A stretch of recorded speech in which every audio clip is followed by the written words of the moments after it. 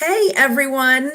I know this isn't my usual time slot. So if you're weirded out by this and you feel like it's 8 o'clock, because I know I have such a strong following that it's not 8 o'clock yet, it's 6 o'clock. But we had to change it for someone very special, and that is Marc Nudelberg. Here he is. We were just having a conversation about lots of stuff, and I was like, I gotta go live. So, Marc, smile. What is going on? It's all good. Just another successful day in the books.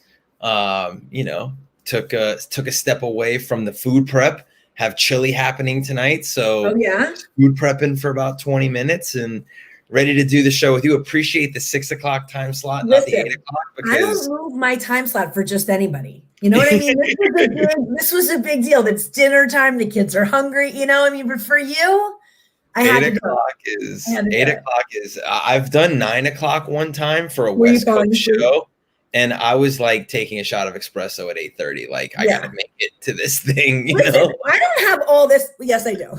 I was gonna say I don't have all this energy naturally, but yes, I actually do. I don't know how I do this, but sometimes we get to 8 o'clock. You get up really, really early too, but sometimes we get to 8 o'clock and I'm sinking a little bit. So for the people that don't know you, or don't know what Marc Nudelberg is about, will you give me a little rundown on that? Sure. I'll give you my LinkedIn tagline, which is I'm a former college football coach delivering the disciplines of winning to business. What does that mean? What does that really mean? What does that mean? What does everyone say? Let's go through and translate people's headlines. What do they mean? I mean, realistically, who I am is I grew up in an entrepreneurial family. Very, very blessed to have a family who were sales guys, were business guys. Started in the women's designer shoe business with my great-grandfather and my grandfather. Dad got into that, became an entrepreneur, dabbled in lots of different businesses as his career has continued to unfold. And I watched him build a sports marketing agency out of the backyard of our house that eventually transformed into a digital agency. And while I was in college, thought that was going to be my track. Thought I was going to go take over on the ball and help him grow on the ball. And it was going to be this father-son duo. And while I was in college, I was privileged to start. I was at Florida State, and I started as an equipment manager with the football team. And through my 4 years there, while I was interning at On the Ball and working with the football team, I worked my way up through the organization. And when I graduated, I got offered the opportunity to be the assistant special teams coach. And that's where life took a left turn. And I knew that was my opportunity to get into coaching. And if I passed on it then, it would never come back.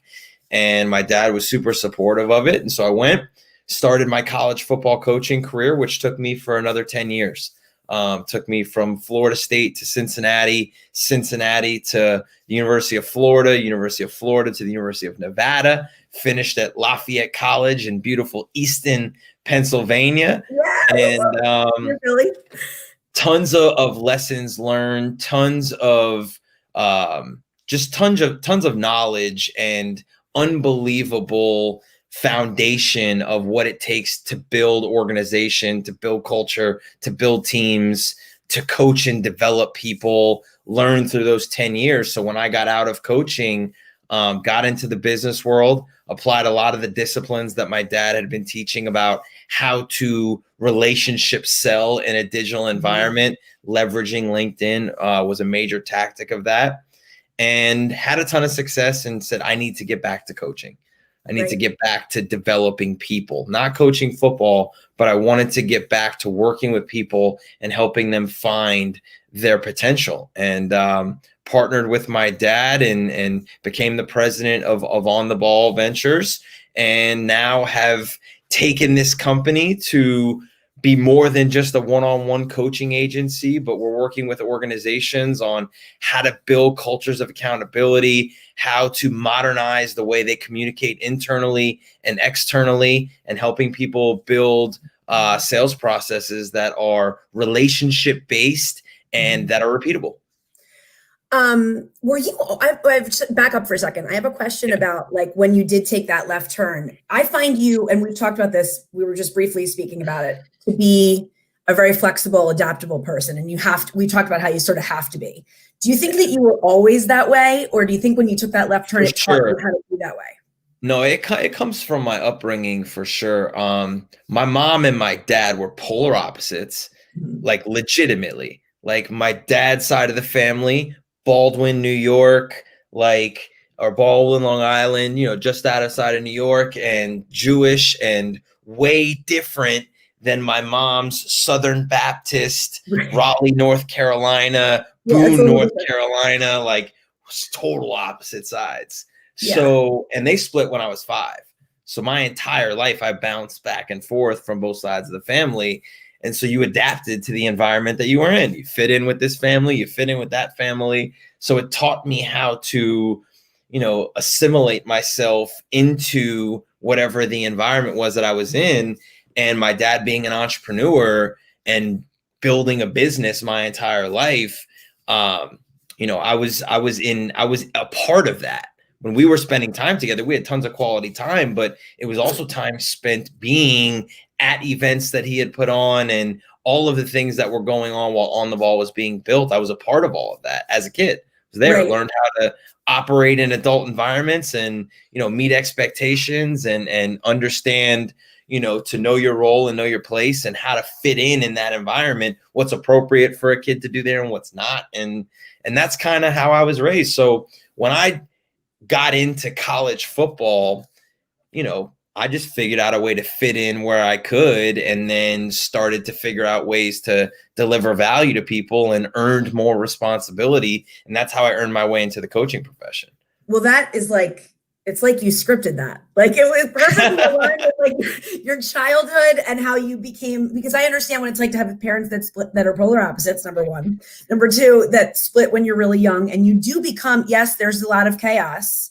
And I don't know, what went on, but there was in my life, and it does sort of make you grow up faster. It does sort of make Yeah. you and fit in, because like for me going to different households, like I was like a different kid at each place. You know what I Oh, mean? Like I was like like I acted one way with my dad and a totally different way with my mom. with my mom's side of the family, I'm on airboats, I'm fishing, I'm shooting shotguns, I'm wearing camo, like I'm full on, Right.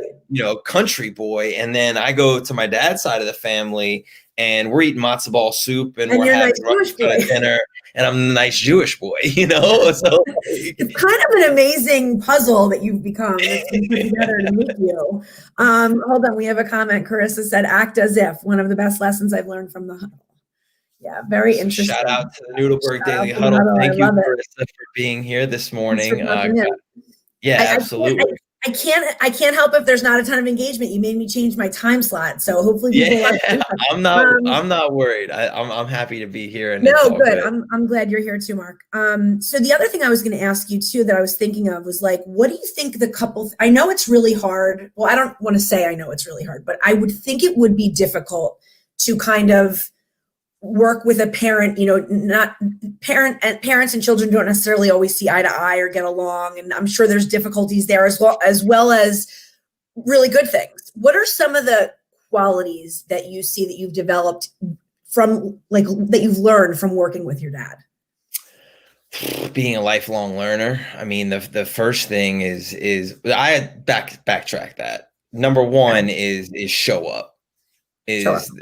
There's no excuse not to show up and be a 10 for other people, not for yourself. But when you set the standard of this is how you show up, I learned that at a young age that like no matter what the circumstances are, we show up. Right. And just showing up gets you far beyond a lot of the competition because not everybody's willing to show up all the time. So that was something most that people aren't, I would even venture to say. Most correct. People that was something that got instilled in me at a young age. And then, the work ethic of watching him build the business. I'm as little as I can be out of the backyard of our house. Like the On the Ball office started in the loft of our 2-story house in Weston, Florida. Right. And became a very, very successful agency.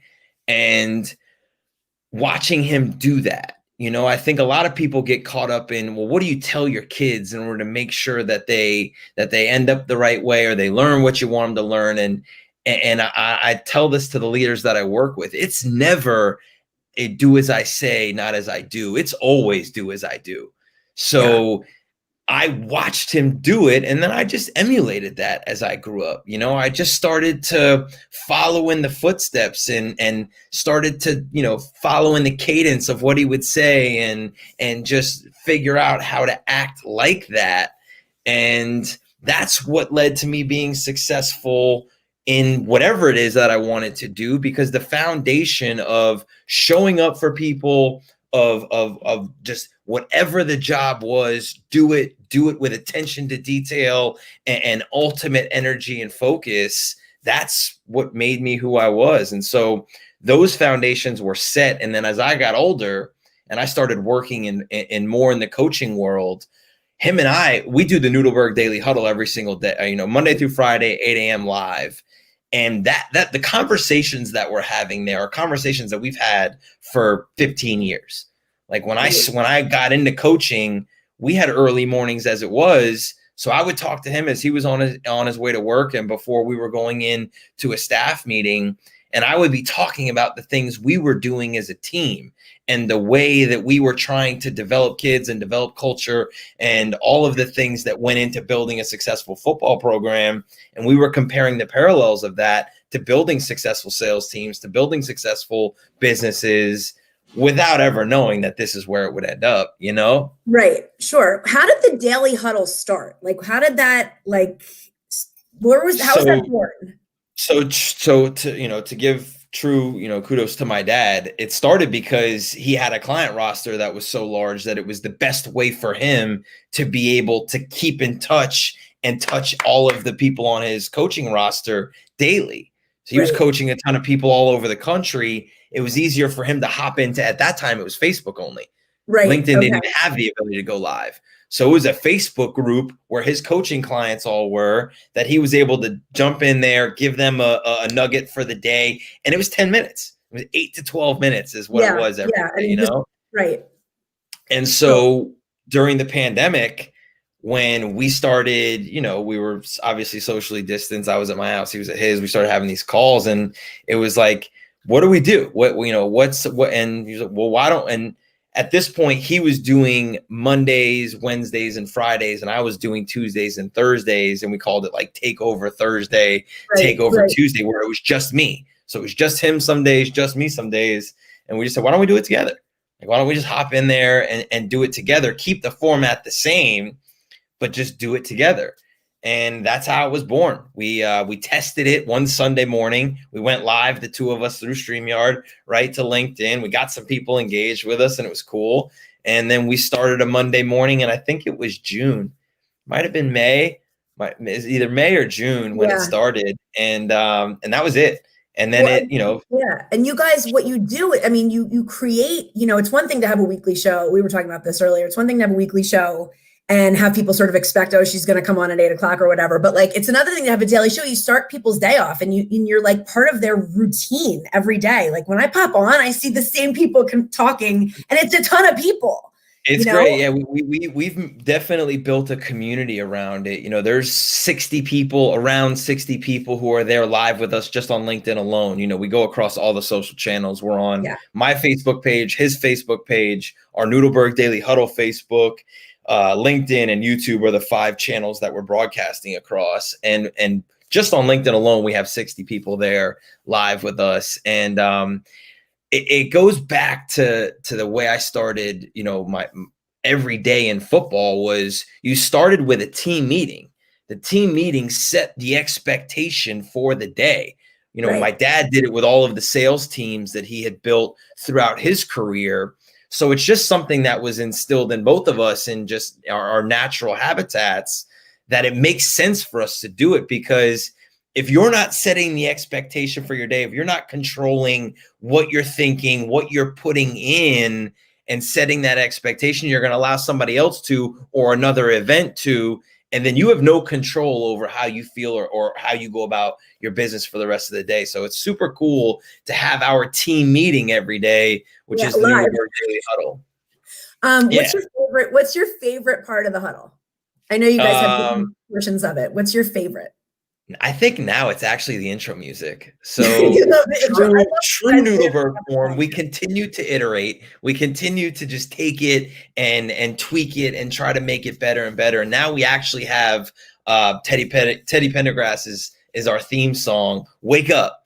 And Wake up, so yeah, yeah, totally. wake up everybody. And so You like guys that's you always have great music. You do. And you'll be like, and then it'll be in my head the rest of the whole day, you know? And like yeah. it was in my son's head the other day. You played something, I don't know. And it was in my son's head for the rest of the day. Let me ask you this, backtrack for a second. We're both parents. I wanted to ask you, you know, when you talk about leadership and coaching, do you think that you parent the way that you lead? Do you think you use the same leadership style? 1,000%. 1,000%. Like, and sometimes I have to catch myself because like I have to remember that like my son's not one of my former players, or you know it's not one of the business people that I'm working with and coaching. It's not a leader of an organization. It's not like this is my son, Yeah. But I think when you're coaching somebody or you're leading somebody, forget about coaching, just being in a leadership position. And I never use the word manager because nobody should ever be managing anybody or anything, right? You should always be leading them, because if you're leading them, then that means you're setting expectations and you're holding those people, that person, that group of people to the expectation. You're holding them accountable to that expectation to meet the standard over and over. And so, it's a good thing for your children to have the expectation of what's supposed to happen, the boundaries that they're supposed to live within. Freedom within boundaries, I think, is really good. Freedom to do whatever, I think, is not good. And I think that's true for whether you're a parent, whether you're a teacher, whether you're a coach, whether you're, the CEO of a company. If you allow people to just do anything within their free will, they will. Right. And it will never be to what you expect it to be. Right. But if you allow freedom within boundaries, that gives people ownership of what they're doing and how they're doing it, but also within the expectation of what you're trying to do. Hi, Joseph. Good to see you. We have some Marc Nudelberg fans. Yeah, glad to have everybody in here. It's awesome. Take me through a day in the life of Marc Nudelberg. What time does the alarm go off, and take me through the day? Like, what's it look like? I mean, you wake up smiling, that big smile, and then what? Never. No, I mean, I never lie to anybody. The alarm goes off at 4:00 and it's a struggle every single time. It never feels good to get up that early. Yeah. But it's time that's necessary. And to say that I get up every day at 4:00 would be a lie to you. There are days that alarm goes off at 4 and I'm like, nope. I'm going till 5. Need another hour. Like, not gonna happen. Right. Just one more hour. But I'm for 99.9% of the time I'm up between the hours of 4 and 5 a.m. I get up. I immediately start putting the inputs in. So I'm looking for my daily readings. I'm getting caught up on current events and what's happening. Just kind of getting myself prepared for the day. A shot of espresso, and then is that your thing? Espresso? Is that your thing? No coffee? For the morning? No, I do coffee. So it's the morning starts with espresso. Got it. That will lead me to my workout from 6 to 7. And then from 7 to 8, shower, get ready, prep for the huddle. 7:45, 7:50, we're in for the pre-show to get caught up, go over the agenda, make sure everybody's on the same page, make sure that Shea Money has all of the videos ready to roll and we're ready to go. And then it's on from there. From 8:30 on, it's virtual coffees. It's continuing to develop the initiatives that we have going on with On the Ball and some of our online business that's about to launch, and we're super excited about the online learning platform that we're building, and just the community we're going to build around that. So between virtual coffees, business development, coaching, and continuing to get on the ball, it's a lot. Yeah, it's a lot, and you never stop. And what do you do on the days? How do you motivate yourself on the days that, like, because I know I have both days. I have days where I'm out of the gate and I'm psyched and I work out and I feel awesome. And there's days that I'm like, I can't do this today. But I So do I did it. Whole 30. I did Whole 30, and I found out that sugar absolutely ruins me the next day. Like I had ice cream last night and then woke up this morning and didn't want to get out of bed, got to my Huh. workout and was like just sluggish and didn't feel it. And it's not, there's nothing, it's not fun. You No just do it. secret. Yeah. Like You there's just no gotta do secret it. to it. Like I just do it. I don't give myself the option. Like there's just no other option. And I think that's, people are always looking for the silver bullet or the, oh, well, what's the thing that's going to motivate me? There's a lot of good things you can do. You can listen to music to help change your attitude. You can listen to a podcast. You can, have your gratitude list. There's a ton of things that I can coach people to do. But the thing for me is I just don't give myself the option. Like, And you just show up. Like you said it best. Like you show up. I'm just there. I'm just there, and I take it one rep at a time, one step at a time. Like if it's in the morning and I'm starting my follow-ups, it's just one email at a time.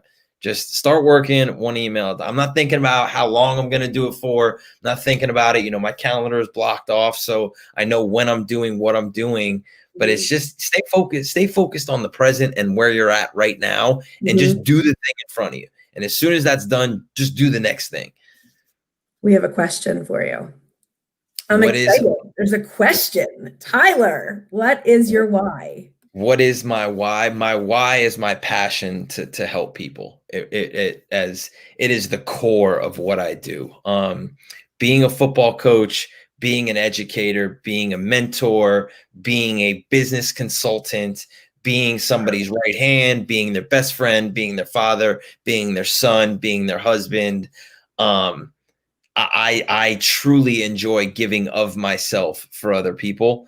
And that's what drives me every day is I know if I'm not at my best, then I can't be my best for other people. So what keeps me going is knowing that there are other people that are relying on me to show up as a 10 for them. And that's what gets me through the adversity and gets me through the times of when I just want to say, God, I want to sleep some more. Yeah. I completely hear you on that. How has the pandemic changed Marc Nudelberg? That's a good question. I don't know that it's changed me. I think it's changed my thought process on how much time you actually have to spend in person with people. For sure. Like I'm all good being virtual all the time. Like I understand. Unless I need to be there in person to watch, somebody deliver, a meeting and give feedback on what they're doing or be there to coach a group of people and their interactions. I'm all good. I can deliver a presentation virtually. I'm virtual coffees, like virtual happy hours, whatever it is you want to do. Like I'm happy getting into this setting. So I'd say it's probably, it's made me more comfortable being home more. I was a busybody. I loved going out to networking events, loved being social and being out. And there was an event to be at. I wanted to be there. You had FOMO, like legit. Yeah, for sure. For sure. And that, that comes from ages of Nudelberg FOMO. Yeah. But I think it definitely allowed me to really just love being home even more and realize how efficient and effective I can be from home. And you know what, like to your point, I have found that during this time, as difficult as it's been for most, that the meaningful connections for me have grown. Like the meaning, like, and the appreciation of the time I have on this earth has grown. And so therefore, and like all of this LinkedIn platform and community for me, it started before the pandemic, but it has really blossomed during it. And I have found that it's just exploded things in my life, like what's going on in my life of just like the sparks have been going since this, because I've just made it a point to have more meaningful conversations with people, people that I would have never been in contact with, people that I would have never had a relationship with. Have you found that like you've grown in that way too, meaningful connection wise? No, only because like the way people are starting to use LinkedIn now is the way that we've been teaching to use LinkedIn for 2 years. And, my dad's been doing it this way since he started on LinkedIn 6 years ago. So like this all of a sudden rush to being on LinkedIn and being able to connect meaningfully has been the strategy from the start with me, because I learned it from him. Yeah. Where did that come from? How did he know to do that? He has done an unbelievable job of staying ahead of the curve. Like, I remember when I went to school in 2005, I was a freshman. Facebook had just started. You still needed a .edu email in order to be able to get a Facebook. And it wasn't but a couple years later when they opened it up to everybody. And you better believe that my dad was one of the first people on Facebook. And I remember like logging in one day and seeing a friend request from him and being like, oh, my dad's on Facebook now. And immediately I saw him building his brand there. And you know, kudos to him for forever being ahead of the curve on learning how to leverage the tools that are available to build relationships through everything. So, I mean, I remember he invented the live read on radio down here. Like when he was building ABC Cellular and Joe Rose 560 QAM was doing talk radio, and there was a partnership between ABC and 560. And Joe was talking about my dad and being the phone guy, and you got to go see Steve, and telling stories about them going out on South Beach. And like the live read was born there. That wasn't a commercial. He was endorsing my dad and who my dad represented, which exploded just the awareness. And so that's always been my dad's mentality in sales, has been be Paul Revere. You know, just tell as many people as you can your story in order to build relationships, to uncover opportunity, to do business with people. And so when he saw social media, he immediately was like, wait a minute, all these people are here and all I got to do is hit send and it's going to go to everybody. Like, and he was looking around, he'll tell you the story himself. Like, he was looking around like, why doesn't anybody else see what I see on LinkedIn? Right. You know, like what are they missing? I don't get it. Well, I remember when I started, Marc, it was so buttoned up. I mean, it was just like, that's the nicest way I can say it. It was just really, really buttoned up. And I was like, this is a really cold platform. Like, this is very business, very platform. And I mean, people saw it as a way to post your resume. Like, that was it. Post job openings and post your resume and find a way to get a job through it.